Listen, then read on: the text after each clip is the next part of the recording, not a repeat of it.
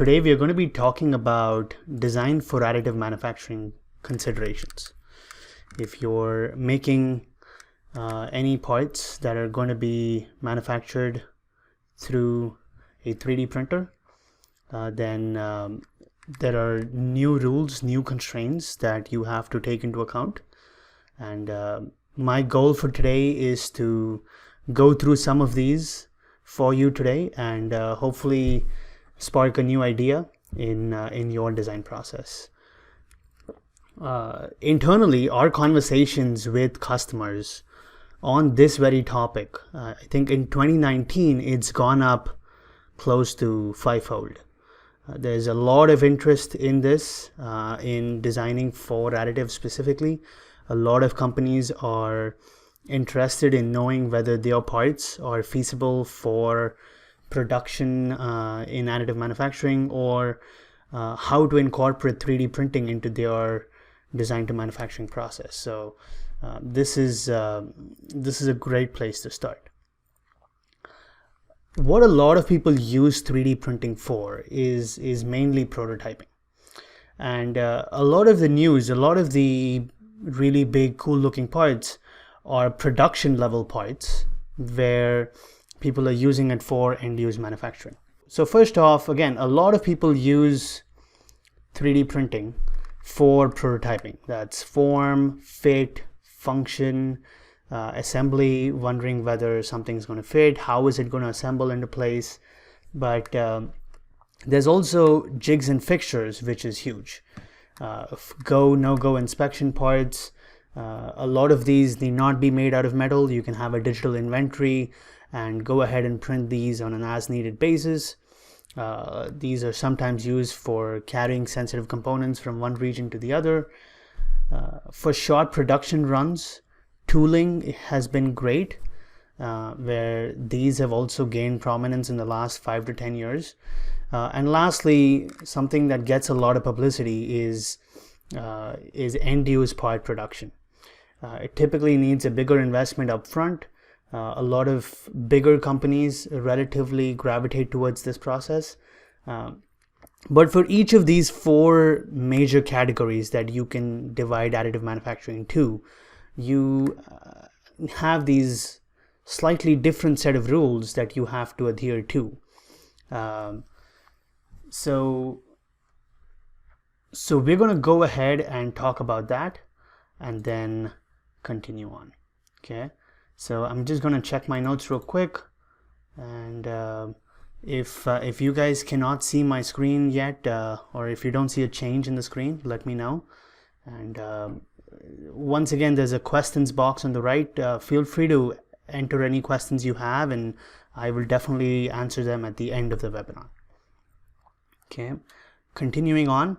So the outline for today, we're going to be starting out with talking about orientation considerations. This is something to start out with, relatively basic, and then we'll go into printer constraints. Based on the type of 3D printer you're using, there's going to be a lot of constraints that that come in with respect to that. Okay, what are specific constraints to the 3D printer that you're using that you would want to take into account? Okay, continuing on, we have consolidation of multiple parts. This is where you have a multi-part assembly that you're using right now using traditional processes, and then if you're looking to incorporate an additive manufacturing process, you now have the ability to create more complicated parts. So you can consolidate multiple parts into one complicated part that would potentially be lighter, that's easier to manufacture with additive manufacturing. So we'll talk a little bit more about that. Topology optimization, it kind of goes hand in hand with additive manufacturing, where you can now create parts that are a lot more lighter based on the stiffness of the part, based on where it's going to be used, the loading conditions of it. And lastly, something that's relatively unique to 3D printing is the ability to create lattice structures and have a variable infill. So while there's of course weight savings that can be done with this, there are also some functional use cases that we will talk about. Let's start with orientation. So to start out with, if I have designed a very simple CAD file here, it's just a hook, then I would want to, if I want to 3D print this, I have a couple of different options for orientation, right? Of course, I've just shown 3 potential options, but you can also have it at different angles, right? So this first one, I'm processing this in one of our local printers, would be 38 minutes. The next one, slightly longer, an hour and 34 minutes. And another one is vertically upward, it's almost 2 hours. So speed is one of the major considerations that you would take into account when you want to 3D print a part. But there are a bunch of other considerations as well. One of the most important ones, other than speed, is where you're actually going to use this part. Okay, so you want something that's going to be strong in the direction of usage.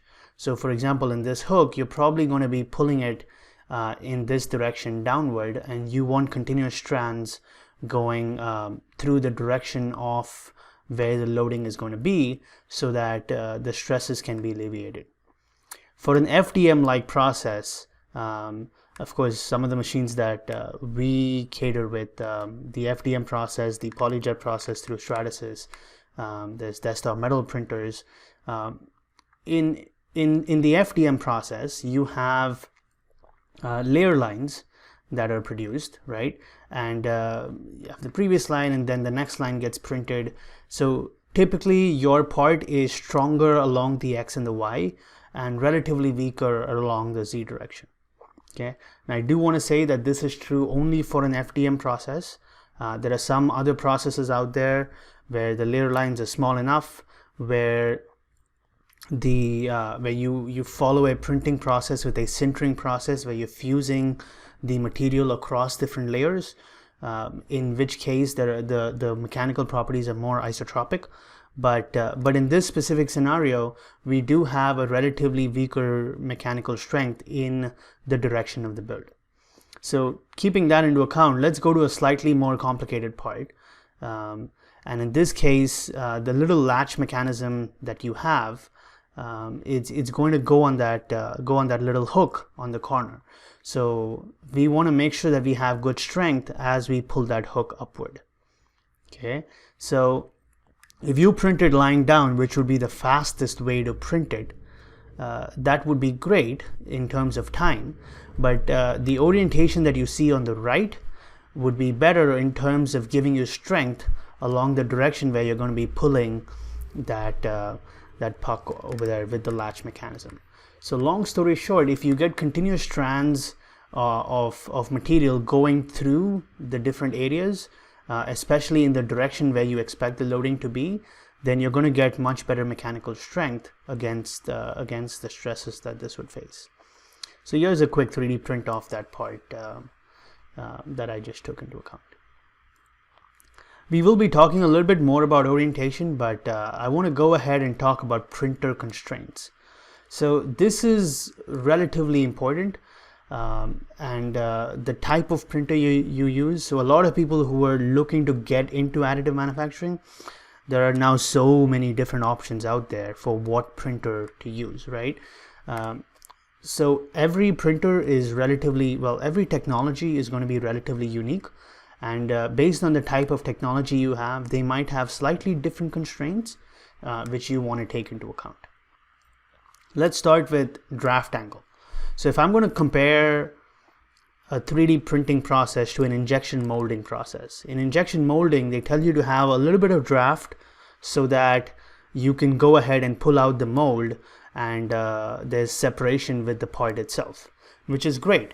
But in a 3D printing case, when you have a draft, what happens is the thickness of your part is going to be relatively different across the different layers because of the draft.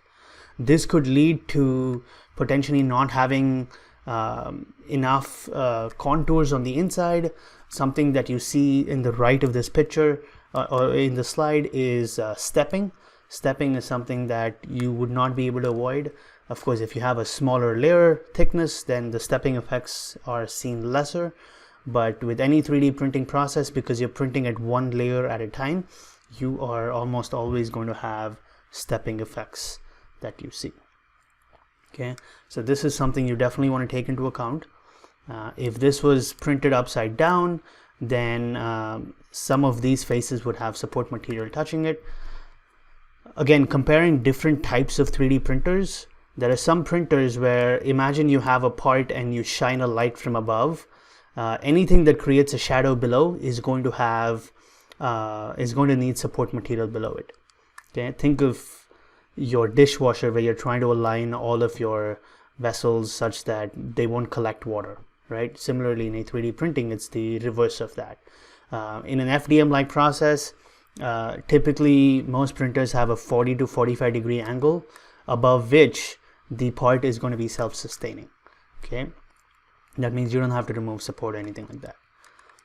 So draft angles is important as much as possible. If you have a uniform thickness, it is going to help you in making sure that your parts are uniformly processed and have good strength.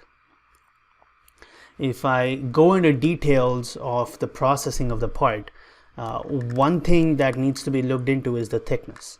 And this once again is going to be directly related to the type of printer that you're using. Okay, so let's say you have a fillet as you see on the left. You want to make sure that you adjust the inner and the outer fillet of a relatively thin part so that you don't have this little gap that pops up in the middle, right? If you have this gap pop up in the middle, it's thin enough where you cannot apply another layer of material in there, and then but it's big enough where as you squeeze on that fillet, you're going to find the strength of it is relatively lower than some of the other regions where there's continuous strands of material. On the right, once again, thickness plays a big part. You should, if you know the thickness of your parts, there are tools available to alter the width of the raster that you see right now so that you get a complete fill as compared to a little gap in the middle. If you do have a gap in the middle, those walls are going to be relatively thin.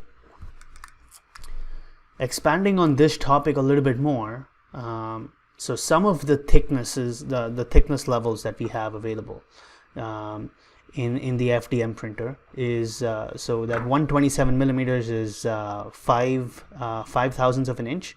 So I like to think of these, as a good colleague of mine puts it, as different paint brushes. Okay, you won't have a one size fits all for a paintbrush. Think of each of these paintbrushes, and for each paintbrush there is a width for how wide that paintbrush is going to paint. Okay, so similarly, for a 5 thousandths of slice height thickness, you have the width of the bead that goes in the XY layer. Okay, so for a 5 thousandths wall slice height, you can you typically want to go about the least you want to go is about 4,000 millimeters in terms of its wall thickness. So there's a default width for each thickness height that you can then take into account. So feel free to look at this table. Again, there's 5,000, 7,000, 10,000, and 13,000, and of course there's also 20 thousandths of an inch as your thickness. And for each of them, you have a minimum thickness that you want to stay above so that you get a good strong wall or a good strong design. Speaking of thickness values, once again, the type of printer you consider is going to be dependent on the thickness that you have. So once again, our FDMs go from 20 thou, 13, 10, 7, and 5. And if I go and look at our PolyJet technology, it goes down to about 27 microns and also as low as 14 microns. And to give you some perspective of where this is on the scale, the average sheet of paper is about 4 thousandths of an inch, and then you also have the diameter of the average human hair, which is close to 2.5 or 3 thousandths of an inch. So this gives you some perspective of the size. Okay, but one of the considerations that you want to take into account is the resolution of your print. If you want to print something very big, then if you have a very small resolution, it's going to take exponentially longer to print that file. but you're going to get good resolution. Likewise, if you flip that, if you have a slice height that's very thick, let's say 20 thousandths of an inch, your print is going to be exponentially faster, but the resolution or the detail along small regions may not be as much. So on that same note, another thing you want to consider as you're looking at different printers for manufacturing of additive parts is going to be, what is the maximum build volume? Okay, so again, to give you some perspective, the one on the left, 36 by 24 by 36, is an F900 part.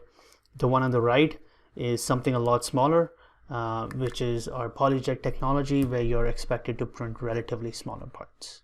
Okay, I think that one's about 11.5 by 8 by 6. Okay. All right. Continuing on, let's talk about support. Support is again unique to 3D printing, and the earlier you start thinking about support as you additively manufacture your part, the more important, the more beneficial it would be. A lot of technologies have support that you can just throw it in a tank and it dissolves away. And that's great, right? Because you don't have to go and post-process those and manually remove each of those, right? Because then if you have small features, you could potentially break them as well. Some other materials may not, or some other technologies may not have support that automatically comes off through a soluble bath, which means you need to go in and dig through that and remove it yourself, right? That directly potentially affects your design as well, because if you have a region where you just have a thin channel for fluids to go in to then dissolve the part, you could potentially not put in some sort of applier or something to remove the support material yourself. So you need to make sure that the orientation and the design of the part matches your ability to go ahead and remove the support material. So this is one thing that definitely needs consideration. Continuing on, here is another part that I designed. Without going too much into the functionality of it, I printed this on its side. So this left side was where my build my build bed was. I always had this in mind before I started designing this part, and that's why a lot of these cutouts that you see have 45-degree angles on them, and hence it's going to allow me to print them without having supports below it. So right now the only support I would need is a little bit here and a little bit over here, and I won't need any other support to hold this part up. Typically, again, for some of our printers, to switch from model to support, it takes about 18 seconds on the same layer. So imagine this was a 300 or 400 layer part. That 18 seconds, depending on how many layers you have them, is going to add up. So long story short, if you can design your part to not have support or to have the least amount of support, then you're going to go ahead and have a much faster build. So it's not, and you have the flexibility of having a higher Z direction, which is the other main component that adds to your print time. One more example on support. So on the left, you see a traditional design with unsupported vertical features. And this one specifically has a build time of 2 hours and 2 minutes. Making some slight modifications to the design, on the right you have a part that takes just 1 hour and 34 minutes. The idea here is that the design changes that you make have 45-degree self-supporting features right below those overhangs, and that way you don't have to have support material below them because the part is supporting itself. So as you design your components, think of these as some of the considerations that you need to take into account. Okay. The next one is material considerations. Based on what mechanical properties you have different types of materials available. Just some of the materials that you see in this picture, you have PC or polycarbonate, you have Ultim 1010, Ultim 9085, you have ASA, ABS, and all of these have varying mechanical properties, Again, we have something like nylon carbon fiber that's extremely stiff. At the same time, we have something like nylon 12 that's very flexible. So based on the type of additive process you're doing, or the final end use part design that you have, make sure that you pick an adequate material that matches those considerations. Just another quick note on materials. This is kind of the fastest developing field inside of additive manufacturing, because that's one of the biggest constraints that people have in adopting additive. So every year there's a lot of new materials coming out, and also the ability to process those materials. What are the optimum parameters to process them? Okay, so continuing on from here, we have inserts and threads. You can see some pictures on the top where we have them printed out. Ideally, I would recommend not printing out threads. If you're using something like an FDM process, threads are relatively small and the amount of detail you need is a lot. If you switch to, let's say, a polyjet-like process, the threads look very nice, but then you don't get the mechanical strength that you need.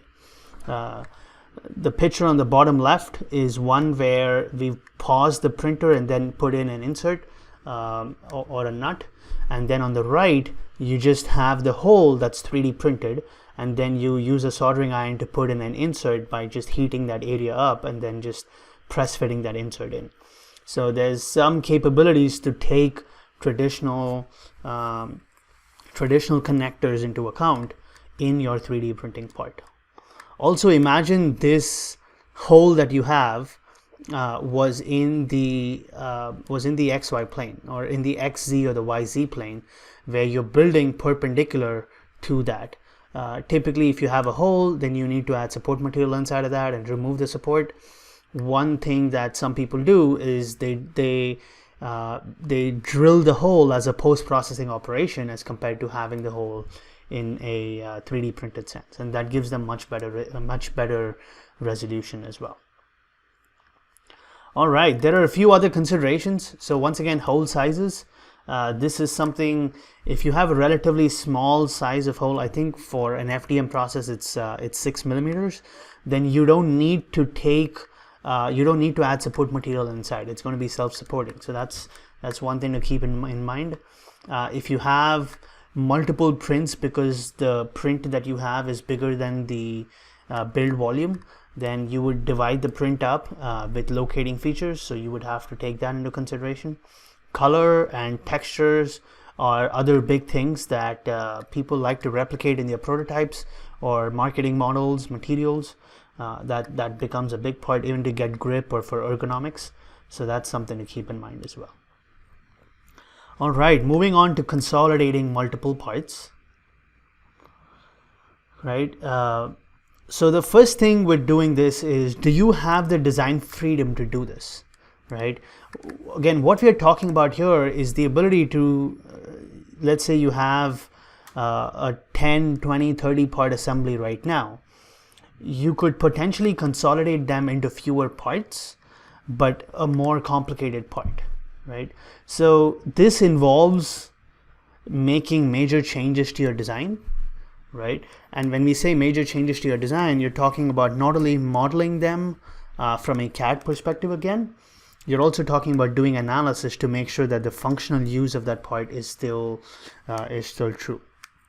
Right. So from a modeling perspective, you can either start from ground up, or you can go ahead and remodel based on what you have right now. Right. From an analysis perspective, there is the structural analysis. So a lot of times, typically the high stress concentration regions for an assembly is when you have multiple parts coming into contact with each other. Those are typically, or in a lot of cases, those are the high stress regions. So when you consolidate parts together to create fewer parts, you have less parts in your bill of materials, and you don't have to worry as much about design for assembly. And also some of these high stress regions are accounted for because you now have one continuous part. Just a few examples. So here is one from Optisys, where they created a small micro antenna I think they consolidated about 20 to 30 parts in this case to come up with just one part. Okay, typically these need major design changes, so there is a higher time cost upfront, but then the rewards are going to be much more bigger. And you can see we're going to be talking about lattice structures later on. You can see some lattice structures in here. We're going to be talking about some of the considerations we spoke about before this in terms of the print direction. If you are consolidating parts or designing specifically for additive, you can start taking this into account. Okay, the GE parts are pretty well known, where they consolidated close to 20 pieces down to one in this fuel nozzle. They've supposedly produced 30,000 of these successfully, and it's been operating in the field. When you do this, again, there's a high upfront time cost, but then the lead times and the production times greatly get reduced. Also, there's no design for assembly. So one more example to talk about here. In this case on the left, you had 18 different individual parts that was brought down to just one part. So from a modeling perspective, when you're doing this, I would recommend switching to a multi-part mode as compared to being in an assembly. So we use a lot of SOLIDWORKS here at GoEngineer, and it really helps us to work in a multi-body or in a single part multi-body mode as compared to a multi-part assembly level, because that gives me a couple of added functionalities in terms of not having to worry about the parts moving out and not having to constrain them with mates. And it also lets me extract surfaces from multiple different parts to then create my new one part. So if this is something you're interested in, let me know, and I will be more than happy to kind of talk more about it. Topology optimization. Okay, this is a field that I specialize in. This is something I did part of my research on, and it's an amazing technology. If you haven't heard about this before, just a brief synopsis. What topology optimization does is you take your existing design. You typically want to maximize the design space or the space that your design can occupy. And what you're doing is you're specifying the loads and the boundary conditions that act on your design. And then you're using an algorithm based, or you're letting the computer decide which regions of your model contribute the most to the stiffness of your design based on that specific loading and fixture condition. And of course, you're taking materials as well. So this is similar to a finite element analysis method, where you go ahead and mesh the part up and go ahead and define your boundary conditions, and then based on your initial design, it's going to discard away regions that are not important. Okay. Last year I did a couple of webinars on this topic. I'm going to be so if you Google these names, you should see those webinars.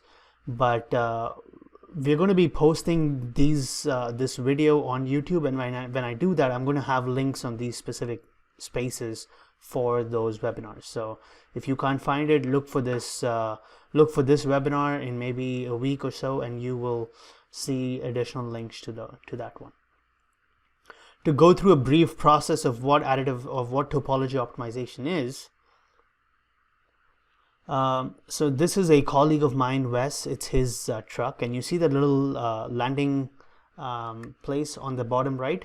So we went ahead and looked at that, and we created a CAD model out of that. So here is what it initially looks like, and I went ahead and created a simplified CAD model.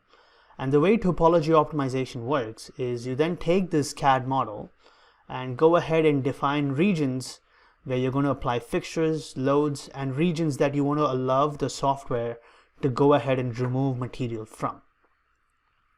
So here is my initial shape. I go ahead and describe some of the regions that are fixed. I go ahead and specify the loading conditions. So imagine someone stepping on the place where you see the arrows for the load. We have some constraints on the type of shape we want. And finally, there's your initial design, and topology optimization spits out a result something like this, that's potentially lighter in weight and is more efficient because it's more stiff, based on where it's placing that material. You can go ahead and create a final design based off of this. There's a lot of research done on going from topology results to a final shape. And then from there, we can go ahead and 3D print a final part. Okay, so this one I printed out of Altum.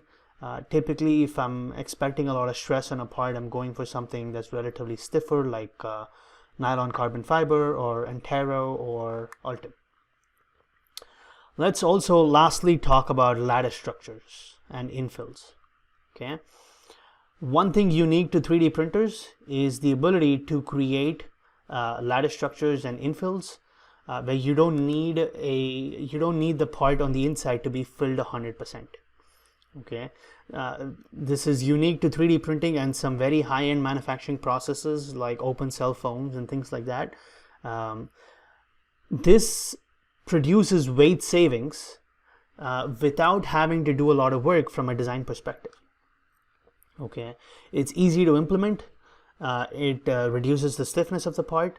So something that you see on the left, the GE bracket is very famous, right? But in this case, we made it even lighter than a topology optimization by adding a variable lattice structure on the inside, such that regions that are high stressed, like the one in the center where you see some of the red colors over here, have a solid build, but then there are other regions that are relatively lower stressed where you have a lattice infill to reduce the amount of material.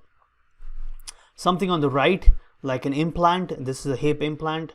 While reducing the weight is useful, there's another functional purpose here, which is osseointegration.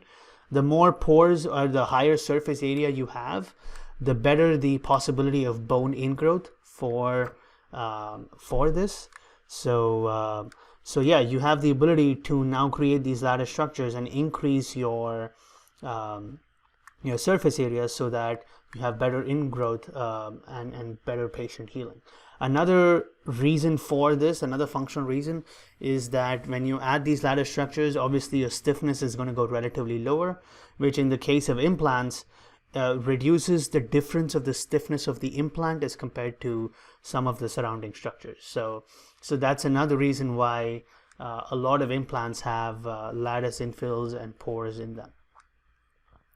So this is lattice. Let's talk about infills as well. There are a bunch of different options. The one that you see in the top in the middle is a solid infill. The one just right of that is one with a sparse high density. The left bottom is a sparse low density infill, probably about 30% or 20% infill. So without doing much work from a design perspective, you're getting tremendous savings in the amount of material you have to 3D print, and also the time taken to 3D print this, and the weight savings. So that's great. But there's also other functional uses for this. So some of the other 3D infill patterns that you see, some of these can be optimized to make sure that you have the support removal process happen as fast as possible. Okay, so one of the materials that we have is this material here is called ST130, and this is a sacrificial tooling material. So this material is used to print sacrificial tooling, and then once you have your tooling operation done, you can go ahead and dissolve these materials away. So the infill patterns that you see here are specific to going ahead and reducing the amount of time it takes to dissolve this away by getting an optimum flow of the soluble bath inside of this. Okay, so there you have it. Those were the 5 major topics that I wanted to talk about. Again, design for additive manufacturing is a big field. We're just scratching the surface on some of the possibilities, the capabilities, where it's used. We're going to be finding new applications. But yeah, that is the end of this webinar. And I want to open the floor up for any questions. I know we went slightly over the half an hour mark, but I think this content is very useful and very great. So yeah, please go ahead and fire in the questions, and we'll look at answering them one at a time.